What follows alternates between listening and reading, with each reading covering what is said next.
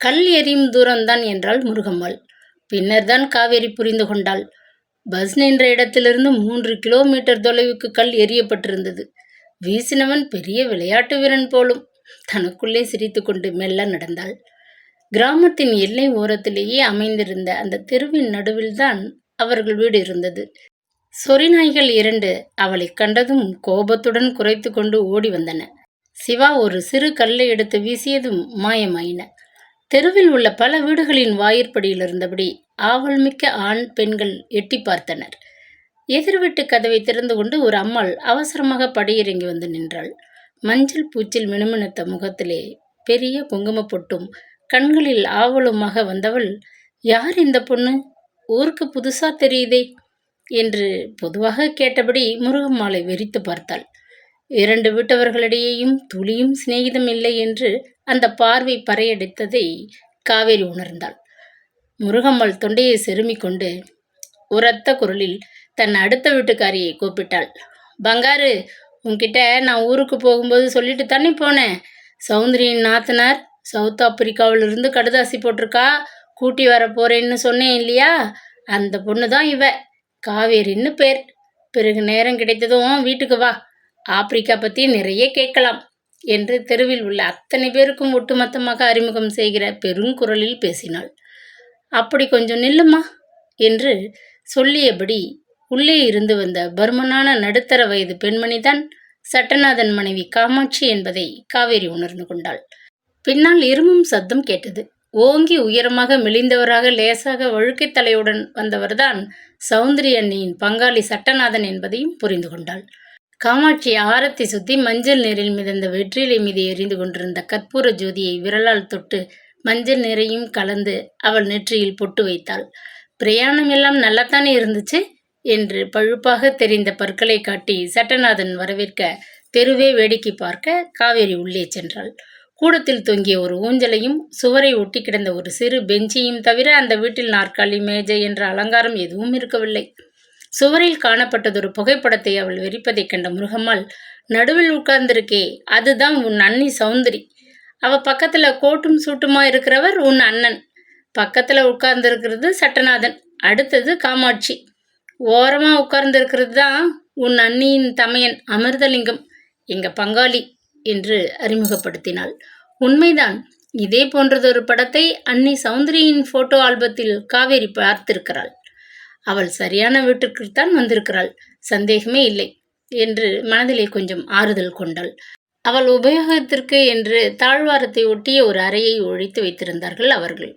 மூலையில் ஒரு பெரும் நெற்குதிர் நின்று கொண்டிருந்தது. அதை ஒட்டி சில தகர பெட்டிகள் அடுக்காக வைக்கப்பட்டிருந்தன. அந்த அறைக்குள் தான் சுமந்து வந்த பெட்டி, தோல்பைகளை வைத்துவிட்டு முருகம்மாளிடம் வந்து கழிவறை எங்கே இருக்கிறது என்று ரகசியமாக கேட்டாள். முருகம்மாள் அவளை அழைத்து கொண்டு பின்புற கதவை திறந்து தோட்டத்தின் மூளை ஓரத்திலே எல்லை சுவருடன் 4 சுவர்களால் அடைக்கப்பட்டிருந்த ஒரு திறந்த வெளியை காட்டியபோது அவள் திடுக்கிட்டு போனாள். ஆம்பளைங்க காலையில் எழுந்ததும் வாய்க்காலில் பல் துளக்கிக்கிட்டு வயல் வரப்புகளை பார்த்தபடி எல்லாத்தையும் முடிச்சுட்டு குளிச்சுட்டு காஃபி பலகாரம் சாப்பிட வந்துடுவாங்க.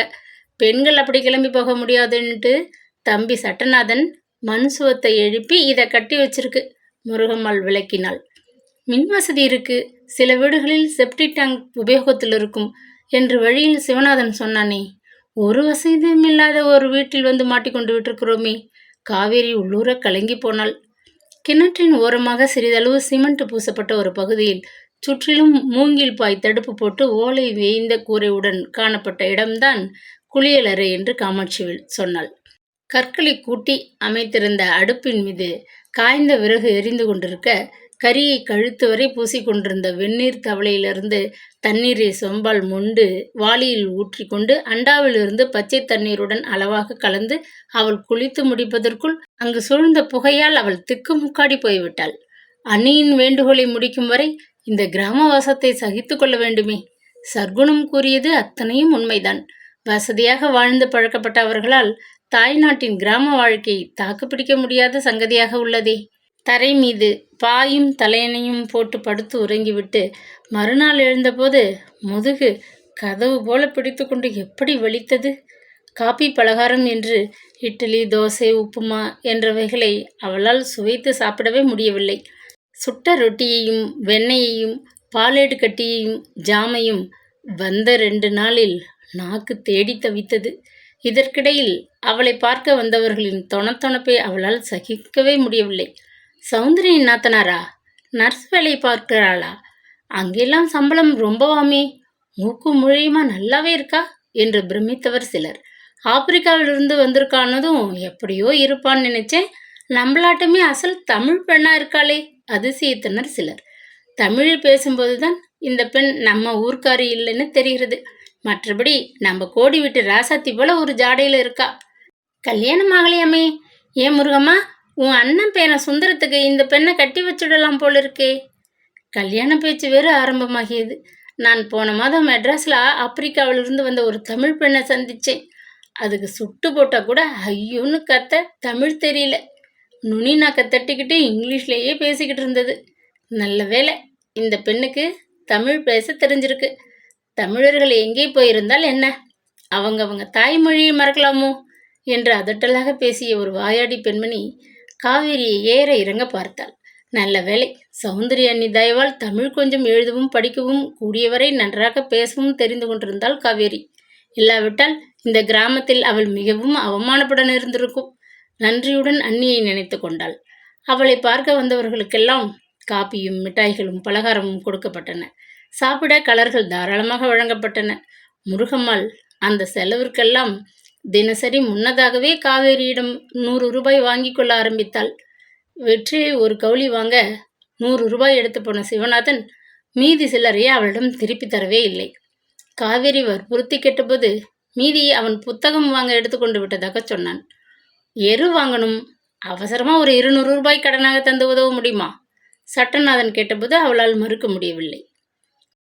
கொண்டு வந்து தந்த துணிமணி, பொம்மைகள், மிட்டாய்கள் போதாதது போல் தனக்கு கைச்செலவிற்கு ஒரு 100 ரூபாய் தந்து உதவ வேண்டும் என்று வந்து கிசுகிசுத்தாள் காமாட்சி. உங்க ஊர்ல சௌந்தரிக்கு கருமாதி திவசம் இது போன்ற சாங்கியங்கள் எதுவும் செய்திருக்க மாட்டீங்க. அதனால நான் ஒரு முடிவுக்கு வந்துட்டேன். புரோகிதரை கூப்பிட்டு திதி நாளை பார்க்க சொல்லி கலசம் வச்சு பூஜை செஞ்சு மந்திர தண்ணீரை வீடு முழுவதும் தெளித்து கழிப்பு கழிச்சிட்டு ஊரில் உள்ள 10 வீட்டுக்காரங்களை கூப்பிட்டு பந்தி போஜனம் செய்து வச்சிடலாம்னு தீர்மானம். அதுக்கு ரொம்ப ஒன்றும் ஆகாது, 2000 ரூபாயில் முடிச்சிடலாம். உங்கள் அண்ணியின் ஆத்மா சாந்தி அடையும். என்ன சொல்கிற? முருகம்மாள் கேட்டதும் காவேரி திடுக்கிட்டு போனாள். இந்த நிலையில் காரியங்கள் தொடர்ந்தால் அவள் கொண்டு வந்த பணம் எத்தனை நாளைக்கு வரும்? வெகு சீக்கிரம் இவ்விடத்தை விட்டு கிளம்பியாக வேண்டும் என்று எண்ணி கவலையில் ஆழ்ந்து போனாள். ஆற்றுல தலைமுழுக ஆசையாக இருக்கு என்றால் வந்த 3வது நாள்.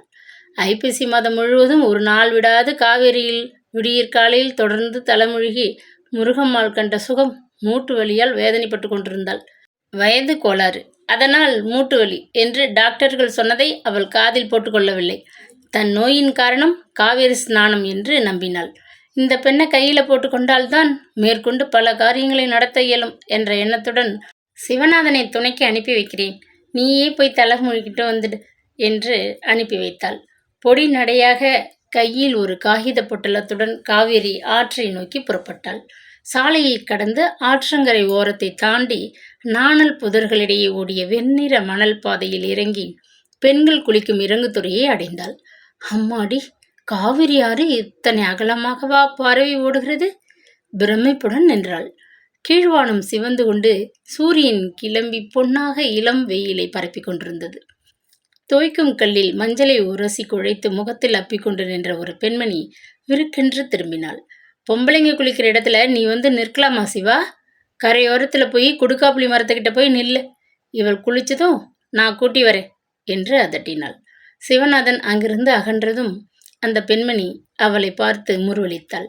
நீ வந்த அன்னைக்கே உன்னை பார்த்தேன், பயப்படாதே, சும்மா தண்ணியில் என் கையை பிடிச்சிட்டு இறங்கு என்று உபசரித்தாள். காவேரி கேட்க விரும்பிய சங்கதிக்கு அவள் சட்டென்று பதில் சொல்லிவிட்டாள். உங்கள் வீட்டுக்கு எதிரே இருக்கிற நீல சாயம் பூசின வீட்டில் தான் இருக்கிறோம். என் பேர் மரகதம். எனக்கும் உங்கள் வீட்டு கிழவி முருகம்மாளுக்கும் ஆகாது, பேசுறது கூட இல்லை. ஆமாம், ஆப்பிரிக்கா ஆறுகளில் முதலைகள் இருக்குமாமே, உண்மையா? தண்ணீருக்குள் இறங்க காலை வைத்த காவேரி திடுக்கிட்டு கரை பக்கம் திரும்பி ஓடினாள். மரகதம் கழுக்கென்று சிரித்து விட்டாள். பயப்படாதே, இந்த ஆற்றில் இறங்கு துறையில் முதலை எதுவும் கிடையாது. ஆனால் உங்கள் வீட்டில் பெரிய முதலை இருக்கு, அதுகிட்ட நீ ஜாக்கிரதையா இருக்கணும் என்றபடி அவள் கையை பற்றி இழுத்தாள். நீச்சல் உடலில் கடலில் இறங்கி குளிக்க பழக்கப்பட்டவள் காவேரி. மரகதத்தைப் போல புடவையை மார்பின் மீது இறுக்கமாக கட்டிக்கொண்டு தண்ணீரில் இறங்கத் தெரியவில்லை. கூச்சத்துடன் கையில் இருந்த காகித பொட்டலத்துடன் தான் கட்டி வந்த புடவை ரவிக்கையோடு நீரில் இறங்கினாள். அது என்ன பொட்டலம்? மரகதம் கேட்டாள். என் அண்ணி சௌந்தரியின் வேண்டுகோளை நிறைவு செய்யத்தான் நான் இந்த ஊருக்கே வந்தேன். அவங்க இறக்கும் முன் சொல்லிவிட்டு போயிருக்காங்க. அவங்களுடைய புடவை ஒன்றையும் ரவிக்கையையும் இந்த காவேரி நதியில் போடச் சொன்னாங்க. அதை செய்ய என்று கூறியவள் உணர்ச்சி வசத்தில் பேச முடியாது கையில் இருந்த பொட்டலத்தை அவிழ்த்து தண்ணீரில் போட்டு நனைத்து வெகு தொலைவில் விட்டெறிந்தாள். உதயசூரியனை நோக்கி கும்பிட்டபடி தலையை அவிழ்த்து கொண்டு தண்ணீருக்குள் மூழ்கி எழுந்தாள். கால்களை பச்சிளம் குழந்தைகள் போல சிறு மீன் குஞ்சுகள் மெல்ல கடித்தபோது மேனி புல்லரித்தது. மறுபடியும் மூழ்கி எழுந்தாள். அண்ணி, நீங்க கேட்டுக்கிட்டபடி செய்துவிட்டேன் அண்ணி என்று கூறியபடி அவள் விசும்பிய போது மரகதம் சட்டென்று ஓடி வந்து அவளை ஆதரவுடன் கட்டி கொண்டாள். அழாதேம்மா காவேரி, உன் அண்ணியின் ஆத்மா சாந்தி அடைஞ்சிடும். ஆனால் நீ ஒரு காரியம் உடனடியாக செய்தால் உனக்கு நல்லது. என்ன செய்யணும்? காவேரி வியப்புடன் கேட்டாள். இங்கிருந்து நீ சீக்கிரம் கிளம்பி பட்டணம் போய் அங்கே வேற தெரிஞ்சவங்க வீட்டில் போய் தங்கிக்கிட்டு காலாகாலத்தில் உன் ஊர் போய் சேர்ந்துடணும். இல்லாட்டி உன் கைப்பணம் எல்லாம் கரைஞ்சி போய் நீ நடுத்தருள நிற்ப.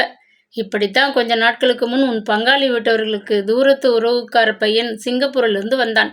வந்த ஒரு வாரத்தில் கை கடிகாரத்திலிருந்து சட்டை, துணிமணிகள், tape recorder, photo, camera, transistor எல்லாத்தையும் முருகம்மா ஜாலம் செய்து பிடுங்கி கொண்டு அந்த பையனை அம்போன்னு நிற்க வச்சுட்டாங்க. நான் 200 ரூபாய் கடன் கொடுத்து மெட்ராஸ் அனுப்பி வச்சேன். பையன் எப்படியோ ஊர் போய் சேர்ந்துட்டான். என் பணத்தையும் நாணயமாக அனுப்பிட்டான். நான் என்ன செய்வேன் ஆண்டி? இங்கிருந்து எப்படி கிளம்புவேன்? பரபரப்புடன் கேட்டாள் காவேரி. அவள் நெஞ்சு பயத்தில் துடித்தது. அதுக்கு நான் உதவி செய்கிறேன், கவலைப்படாதே. விவரமா நான் சொல்றதை கேள். சொல்லுங்க, கேட்டுக்கிறேன் என்றபடி காவேரி கவலையுடன் தோய்க்கும் கல் மீது உட்கார்ந்து கொண்டாள். நனைந்த உடையில் அவளது உடல் நடுங்கியது. முருகமாலை நினைத்து உள்ளம் பதறியது. தண்ணீரை கைகளால் அளந்தபடியே மரகதம் பேசினாள். சட்டநாதன் எரு வாங்கணும், கடனா கொஞ்சம் பணம் தந்து உதவுன்னு கேட்டிருப்பாரே. காமாட்சி கை செலவுக்கு வேணும்னு காதை கடிச்சிருப்பாளே. சிவநாதன், முருகம்மா 2 பேரும் மாற்றி மாற்றி கை நீட்டி இருப்பாங்களே. சிரித்து கொண்டே மரகதம் அவளை பார்த்தபோது காவேரி திகைத்து போனாள். ஆமாம், உண்மைதான். நீங்கள் அந்த வீட்டு வாசல் படியை கூட மிதிச்சதில்ல, ஆனால் பக்கத்துல இருந்து பார்த்தது போல் சொல்கிறீங்களே. வியப்புடன் கேட்டாள். உன் அண்ணியின் பங்காளியின் குடும்பத்தை நான் ஆரம்பத்திலேயே நல்லா எடை போட்டு வச்சிருக்கேன். பாவம், உங்கள் அண்ணியின் தமையன் அமிர்தலிங்கம் தமது கடைசி காலத்தில் இவங்க கிட்ட வசமாக சிக்கிக்கிட்டார்.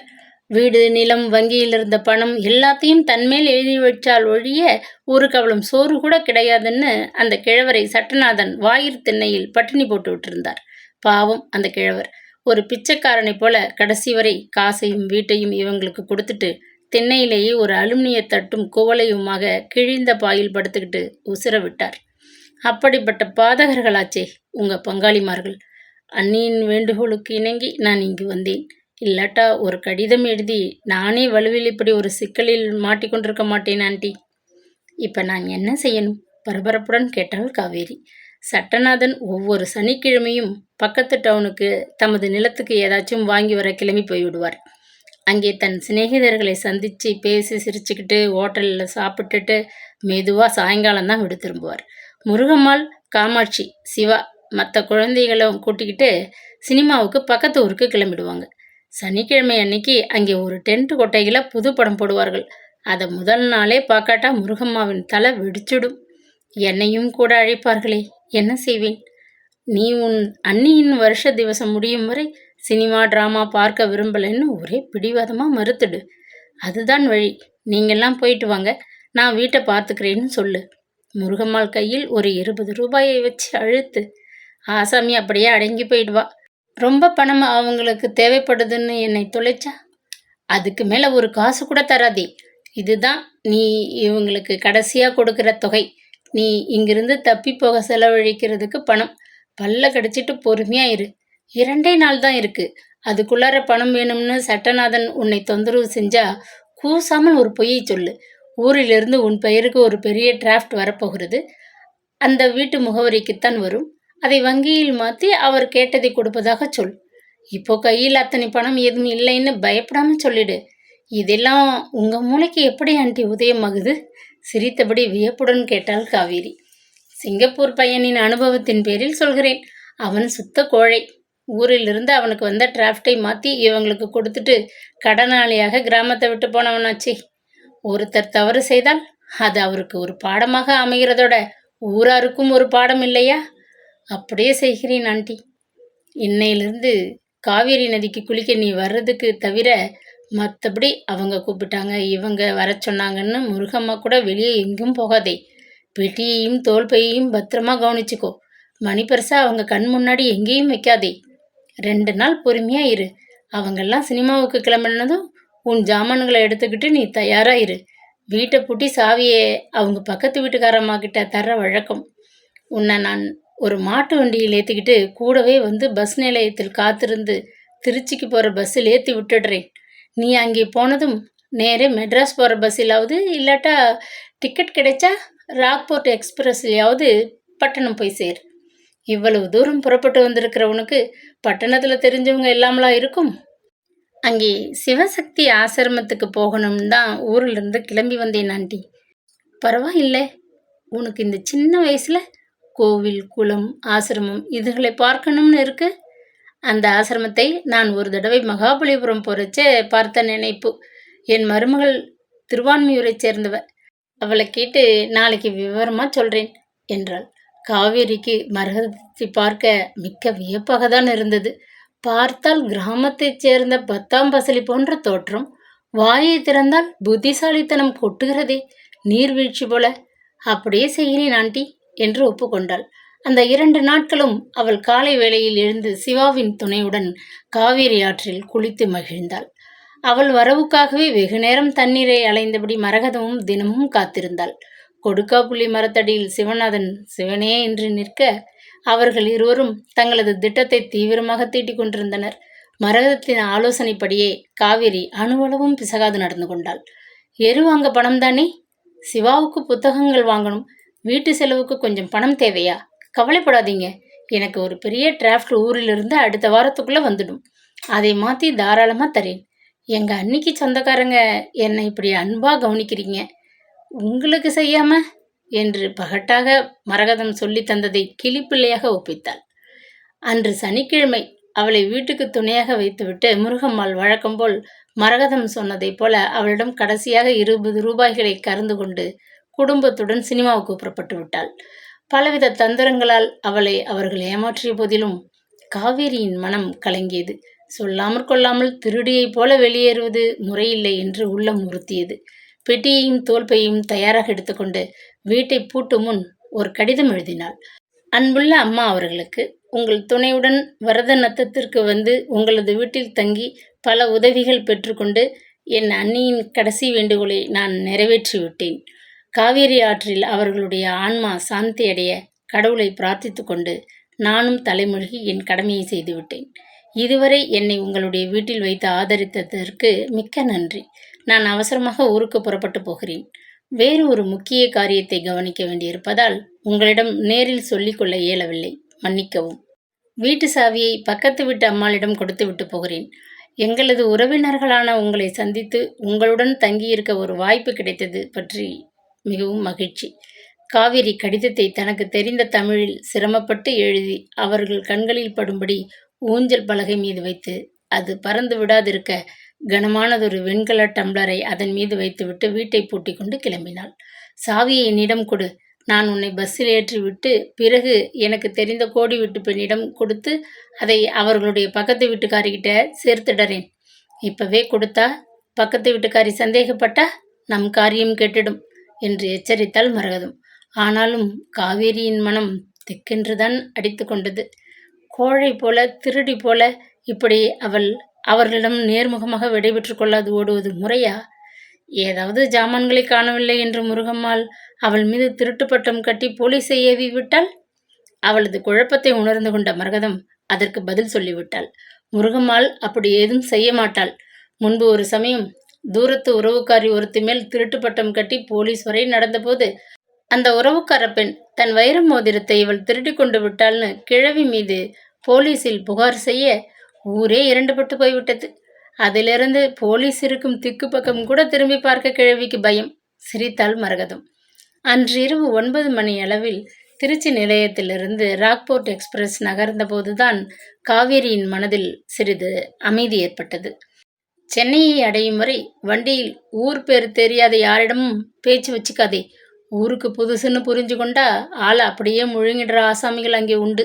அதனால டாக்ஸியில் ஏறினால் சிவசக்தி ஆசிரமத்துக்கு போகணும். மகாபலிபுரம் போற பாதையில் இருக்கே அந்த ஆசிரமம். மருதீஸ்வரர் கோவில் தாண்டி கொஞ்சம் தூரத்துல நான் சொல்றபடி பொண்ணு டாக்ஸிக்காரர்கிட்ட துணிச்சலா சொல்லு. உன்னை வீணா ஊரை சுத்தி வலம் வராம நேரா அங்க ஓட்டிக்கிட்டு போவார் அவர்.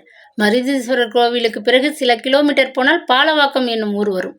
அதை தாண்டி கொஞ்ச தூரம் போனால் கடற்கரை ஓரத்துல நீ தடுமாறினாலும் உன்னை வா வான்னு அழைக்கிறாப்புல வெள்ளை சுற்று சுவருடன் கேட்டின் மேல் வளைவா பெரிய சிவப்பு எழுத்துல முகத்தில் அறைகிறாப்புல சிவசக்தி ஆசிரமம்னு எழுதியிருக்கும். வழி புரியாட்டா பயப்படாம டாக்ஸியை நிறுத்திட்டு பக்கத்துல இருக்கிற ஒரு கடையில கேட்டா கூட சொல்லுவாங்க. ரிக்ஷாக்காரங்களை விசாரிச்சாலும் வழி காட்டுவாங்க. பயப்படுறாப்புல காட்டிக்காதே. நீ படிச்ச பொண்ணு, துணிவா இருக்கணும் என்று மரகதம் மூச்சு விடாது மாட்டு வண்டி பயணத்தின் போதும் பஸ்ஸுக்காக காத்திருந்த போதும் உபதேசித்தது அவளது மூளையில் சுழன்று கொண்டிருந்தது. இனி எச்சரிக்கையாக இரு என்று யாரோ அவளது காதுகளில் கத்துவது போன்ற பிரமையில் உறக்கமின்றி ரயில் பயணம் முழுவதும் பலவாறு சிந்தித்தபடி இருந்தாள். டாக்ஸிக்கு உண்டானதை கொடுத்துவிட்டு இறங்கினாள். கையில் சிறு பெட்டியும் தோளில் பையுமாக உள்ளே நுழைய முயன்றவளை வாயில் கேட் அருகே நின்ற காக்கிச்சட்டை காவலாளி வெறித்து பார்த்துவிட்டு கையமர்த்தினார். யார் நீங்க என்று விரைப்பாக கேட்டார். மரகதம் அதற்கும் முன்னதாகவே ஒரு உத்தி சொல்லி கொடுத்திருந்தாள். சுவாமி வரம் கொடுத்தாலும் பூசாரி தரமாட்டார்னு இந்த நாட்டில் ஒரு பழமொழி உண்டு. ஆசிரமத்துக்குள்ளே போக உன்னிடம் அனுமதி இருந்தாலும் வாயிலில் நிற்கும் காவலாளி உன்னை சட்டுன்னு உள்ளே விடமாட்டார். அவருக்கு நீ ஏதாச்சும் தட்சணை வைக்கணும். இது ஆதி நாள் தொட்டு நடக்கும் காரியம். அதனால் தான் போலும் ஸ்ரீ ஆண்டாள் அம்மையே நமது திருப்பாவையில் குறிப்பிட்டிருக்காங்க. நாயகனாய் நின்ற நந்தகோபனுடைய கோவில் காப்பானே, கொடி தோன்றும் தோரண வாயில் காப்பானே, மணிக்கதவும் தாழ்த்திரவாய். நந்தகோபனுடைய அரண்மனைக்குச் சென்று ஆயர் பெண்கள் வாயில் காப்பானை நோக்கி கண்ணனை துயிலெழுப்ப தாங்கள் வருவதற்கு நேற்றே அவர் ஒப்புதல் கொடுத்திருக்கிறார். தூய்மையாக வந்திருக்கிறோம், கதவை திறவாயின்னு கெஞ்சி கேட்டிருக்காங்க என்று வேடிக்கையாக விரிவுரை தந்ததை எண்ணி தனக்குள் லேசாக முருவளித்தபடி காவேரி மணிப்பர்சை எடுத்தாள். 10 ரூபாய் தாளை காவலாளி கையில் வைத்து அழுத்தினாள். இங்கே வருவதாக நான் ஆப்பிரிக்காவிலிருந்து ஒரு கடிதம் முன்னதாகவே போட்டு விட்டிருக்கிறேன். என்னை இங்கே தலைவர் எதிர்பார்த்துக்கிட்டு இருப்பார் என்றாள். உண்மையில் அவள் அந்த ஆசிரமத்திற்கு புறப்படும் முன் ஒரு கடிதம் எழுதி போட்டிருந்தாள். ஆனால் பதில் வரும் முன் பறந்து வந்திருந்தாள். அப்படியா, ஆப்பிரிக்காவிலிருந்து வருகிறீர்களா? எல்லோரும் காலை வேளையில் மௌன பிரார்த்தனையில் இருப்பாங்க. சத்தம் செய்யாம அந்த வேப்ப மரத்தடியில் உட்காருங்க. கொஞ்ச நேரம் கழிச்சு பிரார்த்தனை முடிஞ்சதும் உங்களை பெரிய சாமியார்கிட்ட அழைச்சிட்டு போறேன். பற்களை காட்டி பணிவாக பேசினான் காவலாளி. முன்னால் தெரிந்த பெரிய ஹாலில் பல தலைகள் தெரிந்தன. எல்லோரும் குனிந்து தரையை பார்த்த வண்ணம் அமைதியாக நிலத்தின் மீது சம்மணம் போட்டு அமர்ந்திருந்தனர்.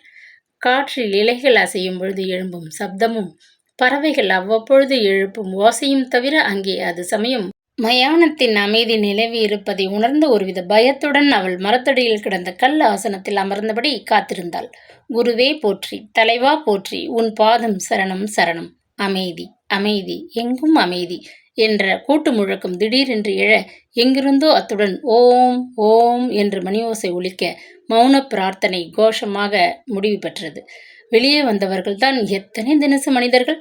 வேட்டி குர்தாவில் தெரிந்த வெள்ளைக்காரர்கள், புடவை ரவிக்கை மூக்குத்தி, குங்குமப்பொட்டு அலங்காரத்தில் காணப்பட்ட வெள்ளைக்கார பெண்கள், வெள்ளை குல்லா, மல்சிப்பா, பட்டாடை வேட்டியில் சிலர், தொளதொளவென்று வெள்ளை ஃபேண்ட்டும் லக்னோ குர்தாவும் தாடியுமாக காணப்பட்ட இன்னும் சிலர், பல வண்ணத்தில் பல கோணத்தில் பல அயல் நாட்டவர்கள், ஆண்களும் பெண்களுமாக காவி உடையில் காணப்பட்ட இளம் வெள்ளைக்கார சன்னியாசிகளுடன் குறுந்தாடி, நெடுந்தாடி, வெண்தாடி என்று வகைவகையாக வெளியே வந்தனர். பல இந்திய ஆண்களும் பெண்களும் அக்கூட்டத்தில் இருந்தனர்.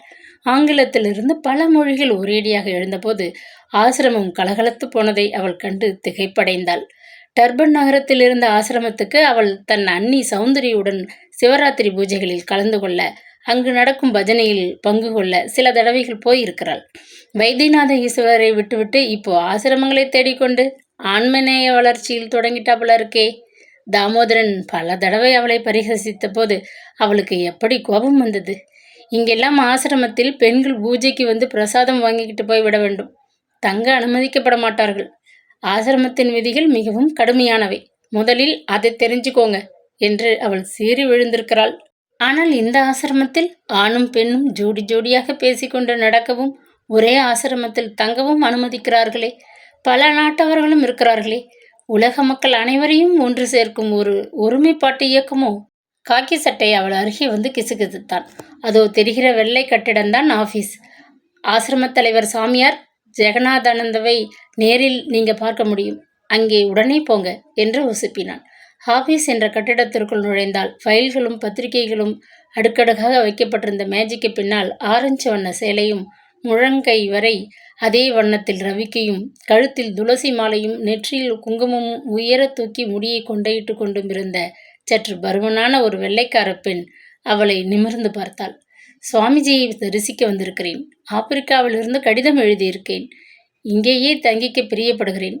பயத்தில் தடுமாறியபடி ஆங்கிலத்தில் சொன்னாள் காவேரி. இப்படி உட்காருங்க என்று ஒரு பிரம்பு நாற்காலியை காட்டிவிட்டு அந்த பெண்மணி திரை தொங்கிய ஒரு வாயிற்படியை தாண்டி உள்ளே சென்றாள். சில நொடியில் புன்னகையுடன் வந்தாள். சுவாமிஜி நாளைக்கு உங்களை பார்ப்பதாக சொல்லியிருக்கிறார். நீங்க இங்கே தங்க ஒப்புதல் தந்து விட்டார். இங்கே நிரந்தரமாக தங்க உங்களுக்கு தகுதி இருக்கிறதா என்று பரிசோதிக்க சில பயிற்சிகள் தரப்படும். ஆசிரம விதிகள் கொண்ட இந்த நூலை படித்து நீங்களே தெரிந்து கொள்ளலாம். முதலில் 3 வார பயிற்சி அளிக்கப்படும். தேறினால் இங்கே நிரந்தரவாசியாக சேர்த்து கொள்ளப்படுவீங்க. 3 வாரத்திற்கு இங்கே தங்க உணவு முதலிய சௌகியங்களுக்காக ஒரு 1000 ரூபாயை நீங்கள் முதலில் கட்ட வேண்டும். பின்னர் நிரந்தரவாசியானதும் மாதம் 200 கொடுத்தால் போதும். மின் விளக்கு, தங்கும் குடில், குளிக்க வெந்நீர் இவைகளுக்கு தனி கட்டணம் என்றாள். வேறு வகையின்றி தன் கைப்பையில் இருந்த அந்த தொகையை எண்ணி எடுத்து மேஜை மேல் வைத்தாள். அங்கிருந்த வேலையால் அந்த பெண்மணியின் உத்தரவுப்படி காவேரியை அழைத்து கொண்டு கடல் ஓரமாக இருந்த ஒரு தனி குடிலை காட்டினாள். இதுதான் உங்க வீடு. மற்றதெல்லாம் செக்ரட்டரி அம்மா கொடுத்த தாளை படித்து தெரிஞ்சுக்கோங்க என்று அவளது தங்குமிடத்தை அறிமுகப்படுத்திவிட்டு மாயமானாள். பசிய பல பெரிய மரங்களும் பூச்செடிகளும் சூழ்ந்த ஒரு அழகான சூழ்நிலை. சற்று தொலைவில் தென்னஞ்சோலை, அதற்கப்பால் ஆர்ப்பரித்த கடல். இங்கும் அங்கும் 4 புறமும் கற்சுவர் எடுத்து வெள்ளை பூசி தென்னங்கீற்று கூரை போடப்பட்ட சின்ன சின்ன வீடுகள். ஆசிரமவாசிகள் அவ்வப்பொழுது அமைதியாக படுத்தபடி தியானம் செய்ய ஓய்வாக இருக்க 2 மரங்களுக்கிடையே ஆங்காங்கே தொங்கிய ஹேமக்குகள் என்று அந்த சூழ்நிலை மிக்க வியப்பை தந்தது. அவளுக்கு தந்திருந்த குடிலின் கதவை திறந்து உள்ளே பெட்டியை வைத்தாள். மேஜை, நாற்காலி எதுவும் இல்லாத சிறு அறை. எதிரெதிராக சூரிய வெளிச்சமும் கடல் காற்றும் புக சிறு ஜன்னல்கள். சிமெண்ட் தரையின் ஓரத்தில் சுருட்டி வைக்கப்பட்டதொரு பாய், தலையணை. குடிலுக்கு இடதுபுறம் குளியலறை, கழிவறை இத்தியாதிகள் இன்னொரு குடிலை போன்ற அமைப்பில் காணப்பட்டன. கூரையிலிருந்து ஒரு கவிழ்ந்த சட்டிக்குள் அடைக்கலமாகிய மின் விளக்கொன்று தொங்கியது. அதை இயக்க சுவரில் சுவிட்ச் இருந்தது. அதை தவிர இரவில் தண்ணீர் குடிக்க ஒரு மண்கூஜாவும் ஒரு கண்ணாடி டம்ளரும் தான் அறைக்குள் இருந்த பொருட்கள். கதவை சாத்தி கொண்டு தரையில் அமர்ந்தபடி ஆசிரம செயலாளர் தந்த அந்த தாளை எடுத்து ஆசிரம விதிகளை கவனமாக படித்தாள். காலை எழுந்து குளித்துவிட்டுத்தான் பிரார்த்தனை மண்டபத்திற்கு வர வேண்டும். வெந்நீர் தேவைப்பட்டால் முதலிலேயே சொன்னால் 1 வாளி தண்ணீர் 1 ரூபாய் என்ற கணக்கில் வேலையாட்கள் கொண்டு வந்து தருவார்கள். உடம்புக்கு முடியாவிட்டால் ஒழிய காலை மாலை 2 தடவைகளும் எல்லோரும் மௌன பிரார்த்தனையில் கலந்து கொள்ள வேண்டும். பிரார்த்தனைக்கு பின்னர் பொது சாப்பாட்டறையில் காலை, பகல், மாலை, இரவு உணவுகளுக்கு கூட வேண்டும். மாலை ஓய்வுக்கு பின் யோகாபியாசிய பயிற்சி, தியான பயிற்சி இவை ஏதாவது ஒன்றில் கலந்து கொள்ள வேண்டும். ஆசிரமவாசிகளுக்கு உடல் நலம் கெட்டுவிட்டால் கவனிக்க ஆசிரமத்திலேயே வைத்தியர் இருக்கிறார். 4 படுக்கைகள் கொண்ட சிறு ஆஸ்பத்திரி ஒன்று இயங்குகிறது. படிக்க வேதாந்த விஷயங்கள், பக்தி மார்க்க நூல்கள் கொண்ட நூல் நிலையம் ஆசிரமத்தில் இருக்கிறது. அன்றாடம் தின ஏடுகளையும் நூல் நிலையத்தில் உட்கார்ந்து படிக்கலாம். யாரும் புத்தகங்களை குடிலுக்கு எடுத்து போக அனுமதிக்கப்பட மாட்டார்கள். ஆசிரமவாசிகள் அவ்வப்பொழுது வெளியே போய் வர விரும்பினால் அலுவலகத்தில் உள்ள நோட்டு புத்தகத்தில் எழுதி வைத்துவிட்டு அதில் குறிப்பிட்ட நேரத்திற்குள் திரும்பிவிட வேண்டும். சைவ உணவை தவிர வேறு ஏதும் தரப்பட மாட்டாது. விழா நாட்களில் விசேஷமான சாப்பாடு உண்டு. ஆரம்பத்தில் அவரவர்கள் கொண்டு வந்த உடைகளை அணியலாம். காவி உடைகளை அணிய ஆசைப்பட்டால் அலுவலகத்திலிருந்து அவைகளை பணம் கொடுத்து பெற்றுக்கொள்ளலாம். அவளுக்கு பழக்கப்பட்ட வசதி நிறைந்த வாழ்க்கைக்கு எதிரானதொரு விசித்திரமான சூழ்நிலை. ஆனாலும் அவளை யாரும் தொந்தரவு செய்ய முடியாததொரு தனி தங்குமிடம். பார்ப்போம் ஆசிரமம் பிடித்திருந்தால் இங்கேயே நிரந்தரமாக தங்கிவிடுவது என்ற தீர்மானத்துடன் குளியலறை குழாயை திறந்து பானையில் பச்சை தண்ணீரை நிரப்பிக் கொண்டு குளித்து முடித்தாள். உடை மாற்றிக்கொண்டு தனது புடவை ரவிக்கை பாவாடைகளை தோய்த்து குடிலுக்கு பின்னால் காணப்பட்ட மரத்தில் கட்டப்பட்டிருந்த இரும்பு கம்பி கொடியில் காய போட்டாள். தோல் பையை மட்டும் எடுத்துக்கொண்டு காலை உணவருந்த சாப்பாட்டிற்கு வந்தாள். ஆண்களும் பெண்களும் ஆளுக்கு ஒரு ஸ்டீல் தட்டை தூக்கி கொண்டு கவுண்டர் போல தெரிந்த ஒரு பகுதியின் முன்னால் கியூவில் நின்றார்கள். தட்டுகளில் 2 தோசைகளையும் சட்னியையும் ஸ்டீல் டம்ளரில் தேநீரையும் கவுண்டருக்கு பின்னால் நின்ற சமையல் ஆட்கள் வேகமாக பரிமாறினார்கள். அங்கும் இங்கும் ஜோடியாக கும்பலாக உட்கார்ந்து கொண்டு அவர்கள் பேசி சிரித்தபடி சாப்பிட்டனர். தன்னந்தனியே ஒரு மூலையில் நின்று சாப்பிட்டுவிட்டு ஆசிரம சட்டப்படி தட்டை தேய்த்து கழுவி துடைத்து அங்கிருந்த மேடை மீது வைத்துவிட்டு அவள் குடிலுக்கு திரும்பினாள். பகல் உணவின் போது இதே மாதிரி வரிசையில் தட்டுடன் நிற்க வேண்டியிருந்தது. சாதம் ஒரு கரண்டி, பருப்பு ஒரு கரண்டி, கூட்டு, கொஞ்சம் பொரியல், ஒரு வாழைப்பழம், டம்ளரில் மோர். இதுதான் பகல் உணவு. தட்டை வைத்துக்கொண்டு அவள் தனியே நிற்பதைக் கண்டு டங்கரியும் வெள்ளை பனியனும் சிங்கத்தலை போல பிடரியில் புரண்ட சிவப்பு முடியுமாக ஒரு வெள்ளைக்கார இளைஞன் அருகே வந்து புன்னகைத்தான். ஹாய், புதிதாக வந்து சேர்ந்திருக்கிறாப்புல இருக்கு. பெயர், ஊர் விசாரித்தான் அனுதாபத்துடன். தென்னாப்பிரிக்கா என்றதும் அவன் பரபரப்படைந்தவனாக காணப்பட்டான். நானும் சில வருஷங்கள் தென்னாப்பிரிக்காவில் இருந்திருக்கிறேன். பிறந்தது ஆஸ்திரேலியா. இப்படி உலகமெல்லாம் சுற்றிவிட்டு ஆப்பிரிக்காவில் குடியேற நினைத்தேன். பிடிக்கவில்லை. இங்கே வந்திருக்கிறேன். இன்னமும் நான் ஆஸ்திரேலிய நாட்டு பிரஜைதான். குப்பென்று ஒரு மக்கள் வாசனை அவள் மீதிருந்து அடிப்பதை உணர்ந்தாள். என் பெயர் காவேரி. உங்கள் பெயர் என்று உப்புக்கு கேட்டு வைத்தாள். என் பெயர் ராபர்ட். நீ பாப் என்று அழைக்கலாம். அமெரிக்கா, இங்கிலாந்து, தாய்லாந்துன்னு பல இடங்களுக்கு போயிருக்கேன். இங்கே கூட நான் தற்காலிகமாகத்தான் பயிற்சி கால நிலையில் இருக்கிறேன். ஆசிரம வசதி பிடிக்காட்டி நான் கிளம்பிடுவேன். அடிக்குரலில் பேசிவிட்டு கண்களை சிமிட்டினான். நெருங்கி மேலே இடிக்கும் அருகாமையில் அவன் நின்றபோது அவன் குளித்து 10 நாளாகி இருக்கும் போன்று ஒருவித வாடை அவளது மூக்கை துளைத்தது. சாப்பிட்ட பின்னர் கையை கழுவி கொண்டு தட்டை கழுவி வைத்துவிட்டு அவள் புறப்படும்போது அவன் அவளை தொடர்ந்தான். இப்படி இந்த சிமெண்ட் பெஞ்சில் உட்கார்ந்து பேசலாமா? வற்புறுத்தினான். இதென்ன வம்பு என்று உள்ளூர வெகுண்டு போன அவள் அரை மனதுடன் ஒரு பெரும் மரத்தின் நிழலில் போடப்பட்டிருந்த சிமெண்ட் ஆசனத்தில் ஒரு ஓரத்தில் அமர்ந்து கொண்டாள்.